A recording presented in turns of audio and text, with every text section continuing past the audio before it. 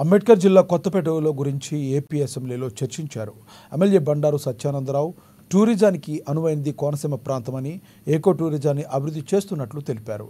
ఇక వీకెండ్లో 80,000 మంది భక్తులు దర్శించుకునే వాడపల్లి వెంకటేశ్వర స్వామి ఆలయం, ఆయనవెల్లి విఘ్నేశ్వర స్వామి ఆలయం లాంటి పుణ్యక్షేత్రాలను అభివృద్ధి జరపాలంటూ అసెంబ్లీలో స్పీకర్ను కోరారు ఎమ్మెల్యే బండారు సత్యానందరావు.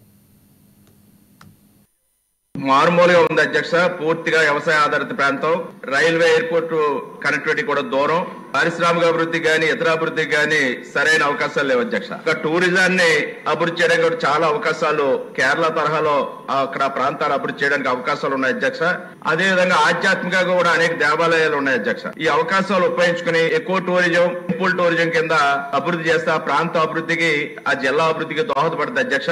ప్రధానంగా పిచ్చుకలంక అభివృద్ధితో పాటు టెంపుల్ టూరిజం సర్క్యూట్ కింద వాడపల్లి శ్రీ వెంకటేశ్వర స్వామి టెంపుల్ ఉంది అధ్యక్ష. తమరు కూడా దర్శించుకున్నారు.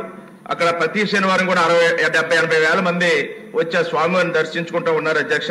దాన్ని బేస్ చేసుకుని టెంపుల్ టూరిజం కింద అయినవెల్లి సిద్ధి వినాయక స్వామి, మురమల్లి వీరేశ్వర స్వామి, అంతర్వేది లక్ష్మీ నరసింహ స్వామి ఇటువంటి ఒక సర్క్యూట్ గా తీసుకొచ్చి ఎకో టూరిజం, టెంపుల్ టూరిజం అభివృద్ధి చేయడం ద్వారా ఆ కోనసీమ ప్రాంత అభివృద్ధికి PPP ద్వారా గానీ ప్రాజెక్టులు చేపట్టి ఏ అవకాశాలైనా ప్రాంత అభివృద్ధి